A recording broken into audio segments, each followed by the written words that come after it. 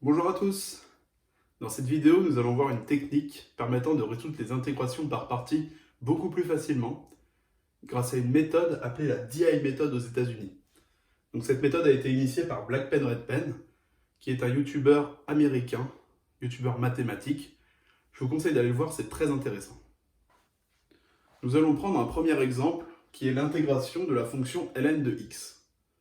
Donc c'est une fonction qui n'apparaît pas dans le tableau de primitives usuel, et c'est souvent un exemple qu'on prend pour démontrer l'intégration par partie et pour montrer comment ça fonctionne. Donc bien évidemment, vous l'avez deviné, on ne va pas démontrer l'intégration par partie, mais la méthode rapide avec ln de x. Donc tout d'abord, nous allons tracer un petit tableau qui va avoir comme colonne D et I. Donc cette colonne D va permettre de dériver, donc différencier les termes successivement, et I, c'est les intégrer. Parce que vous savez que quand vous faites une intégration par partie, à chaque fois vous allez dériver un terme et l'autre vous allez l'intégrer. Et à chaque ligne vous allez rajouter plus, moins, plus, donc ils vont changer à chaque fois. Donc ça va déterminer le signe du terme, et donc vous allez voir juste après comment ça va marcher. Donc pour faire une intégration par partie, vous le savez, il faut deux facteurs. Or ici, on se rend compte, nous n'avons que ln de x. Donc, vous l'avez sûrement vu, ici se cache un terme 1. 1 fois ln de x. Et là, le but va être de savoir quel facteur on met où. Soit on met le 1 ici ou ici. Donc on va se dire au début, on peut mettre, si on met le 1 ici, on va dériver 1, donc ça va donner 0, mais on va devoir intégrer ln de x. Ah ben ça, c'est le problème initial. Du coup, on va un peu tourner en rond. Donc du coup, vous l'avez deviné, c'est l'inverse. On va dériver ln de x.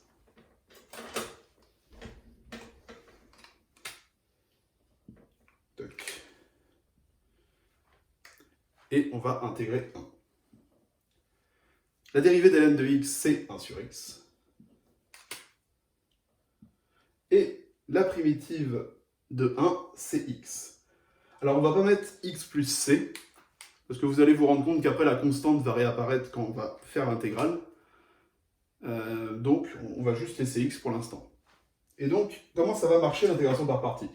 Donc on va prendre tout d'abord la case qui est en haut à gauche du tableau. Donc ici, c'est ln de x. Et on va tracer une flèche vers la case qui est en bas à droite de la première case de la flèche. Vous allez comprendre pourquoi. Et ensuite, dès que vous arrivez à la dernière ligne de votre tableau, vous allez tracer une intégrale avec un dx. Et en fait, tout ça va être votre intégrale de fin.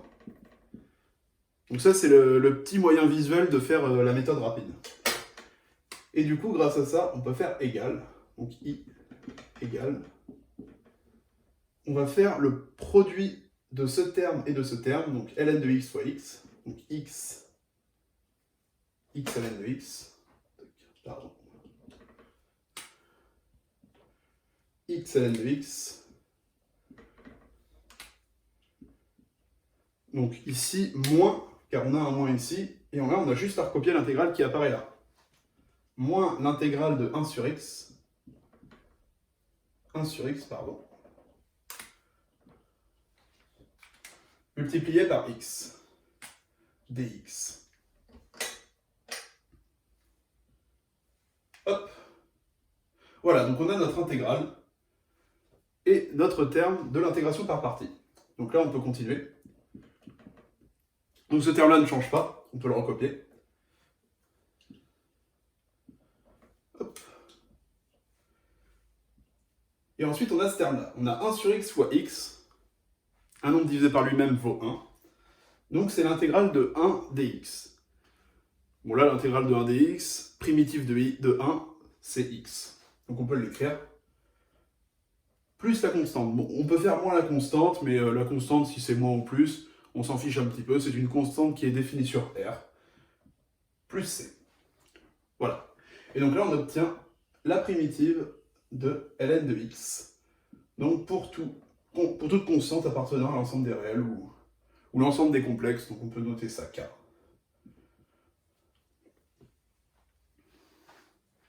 Nous venons de voir un exemple plutôt simple pour l'intégration par partie. Et donc, vous allez vous dire, elle est pas très très rentable cette méthode, parce que c'est quasiment aussi rapide que celle d'intégration par partie. Et bien dans cet exemple, vous allez voir que la méthode rapide est vraiment rentable, quand vous allez avoir des intégrations par partie successives, des doubles, voire des triples. Donc ici, nous allons voir l'intégrale de 0 à 1, x cube exponentielle de moins x dx.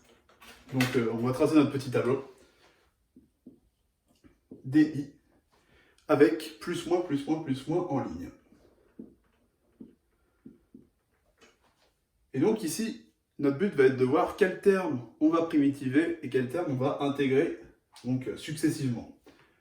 Donc si on prend x cube à dériver, on va avoir 3x carré, 6x, etc. Est-ce que c'est rentable? Bah oui, parce qu'on va atterrir à la fin sur un 0. On va avoir des zéros à l'infini, comme ça on aura des intégrales de 0, ce sera pratique. Et on peut intégrer aussi facilement exponentielle de moins x. On va faire ça. Donc on va avoir x cube et exponentielle de moins x. Donc maintenant, on va dériver x cube, donc on met la puissance devant moins 1, on fait moins 1 ici, toc, moins 1. Donc notre but va être ici d'avoir 3x au carré. Hop. Ensuite, on va avoir donc, la puissance devant 6, 3 fois de 6, fois x avec puissance 1, donc x. Ensuite, primitive, dérivée de 6x, c'est 6. Dérivée de 6, c'est 0. Ensuite, on va intégrer exponentielle de moins x. Donc, son intégrale va être moins exponentielle de moins x. Car on a u' de u, on met directement le moins devant. Et ensuite, on va voir que les deux moins vont s'annuler. Donc, on va avoir exponentielle de moins x. Et là, c'est la même chose, il y a un moins qui va apparaître. Puis le moins va disparaître. Hop, c'est en vert. Donc voilà, donc nous avons rempli notre petit tableau. Le but maintenant va être de tracer les flèches. Toc.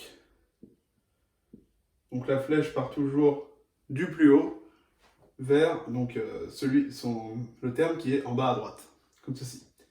Et à la fin, nous pouvons tracer une intégrale ici dx. Donc maintenant, nous pouvons écrire l'intégrale j, donc l'intégrale de 0 à 1. Donc, vu que c'est une intégrale qui est définie sur un ensemble, nous allons faire donc, les petits crochets, et nous allons mettre tous les termes dans les crochets, donc de 0 à 1. Donc nous avons x cube. Ensuite, donc ce x cube est multiplié par moins exponentielle de moins x. Moins exponentielle de moins x. Ensuite, nous avons ici un moins, il ne faut pas l'oublier. Moins 3 fois x carré exponentielle de moins x. X carré exponentielle de moins x. Hop, ensuite nous avons un plus, mais ici nous avons un moins, donc ça fait moins 6x exponentielle de moins x. Exponentielle de moins x. Ensuite on va continuer ici pour que ce soit plus pratique. Ensuite nous avons moins 6 de moins x. Exponentielle de moins x. Et là, nous avons fini avec les flèches. Nous avons bien 4 termes pour 4 flèches, c'est bon. De 0 à 1, après, on a juste à recopier l'intégrale. Tout bêtement. Plus l'intégrale de 0 exponentielle de moins x dx. Cette intégrale est de 0 à 1. Primitif de 0, c'est une constante. Mais constante moins constante, c'est 0. Donc ce terme-là, on peut l'enlever. Et donc maintenant, on a juste à calculer ce terme-là. Donc ici, nous avons moins. Donc on remplace tout d'abord les x par le terme du haut, ensuite on fait moins tout le reste avec un 0. Donc là c'est les techniques d'intégration, dans les techniques de calcul d'intégrale basique. Et donc normalement à la fin on doit obtenir 6 moins 16 sur E. Normalement voilà, si vous faites le calcul vous obtenez ça. Donc ça après ça c'est pas vraiment dans la méthode rapide, mais vous pouvez voir que juste avec la méthode rapide on a fait 4 intégrations par partie directement. Et donc ça, c'est quelque chose qui peut faire vraiment gagner du temps sur des calculs un peu longs. Donc là, par exemple, si on doit faire plusieurs intégrations par partie à la suite, ça peut nous prendre facile, comment dire, ouais, 10-15 minutes facilement. Là, ça nous a pris 5 minutes grand max. Donc voilà, c'est vraiment l'utilité de cette méthode rapide. Donc nous allons voir un troisième et dernier exemple pour la méthode rapide avec l'intégrale de cosinus fois l'exponentielle de x. Donc ici, pour remplir le tableau, on peut prendre cosinus ou exponentielle n'importe où, parce qu'on connaît facilement des primitives de cosinus, des dérivées de cosinus, primitives d'exponentielle ou dérivées d'exponentielle. C'est pas très compliqué. Bon, souvent on préfère dériver cosinus, c'est un peu plus simple, du coup on va intégrer l'exponentielle.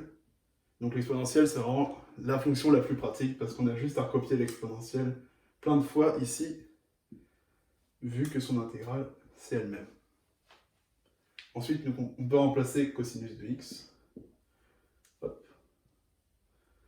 Et donc la dérivée de cosinus, alors moi j'ai un petit moyen pour m'en souvenir, parce que c'est pas le truc que j'apprends, moi j'ai un moyen mnémotechnique qui est de tracer le cercle trigo, comme ceci. Donc ici avec plus cos, ici moins cos, ici moins sin, et ici plus sin. Et à chaque fois qu'on dérive un terme, on va aller dans le sens horaire. Quand on le primitive, on va aller dans le sens anti-horaire. Primitive, intégrale. Hop. Et du coup, ici, on a plus cos. Donc, on va se retrouver, quand on va dériver, avec moins sinus. Moins sinus de x. Ensuite, on va redériver moins sinus, ça va nous donner moins cos.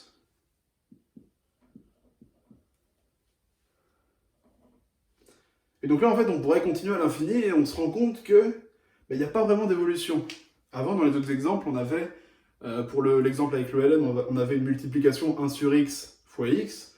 Pour l'exemple avec le polynôme, nous avions un terme qui devenait 0, mais là, on a quelque chose en fait, qui se répète. En fait, quand on a quelque chose qui se répète ici, on va avoir notre intégrale qui est de cosinus exponentielle de x. Donc ça, c'est le côté gauche, c'est l'intégrale k. Donc on va l'écrire ici. Non, on va recopier k. K donc ici qui est l'intégrale. Et à droite, on va réobtenir un terme qui est la même chose, sauf qu'on a un moins. Et donc, vous allez voir, on pourra passer un terme de l'autre côté pour pouvoir résoudre l'intégrale. Donc quand on copie ici, hop, donc on a l'intégrale dx. Donc nous avons e de x cosinus de x. Ensuite, nous avons moins fois moins, c'est un plus.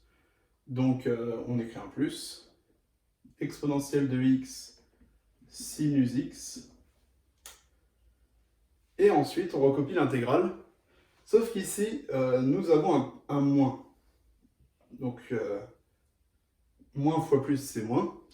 Et là, on se rend compte, on a la même chose qu'ici, à un moins près. Donc ça, on peut dire que c'est égal à k.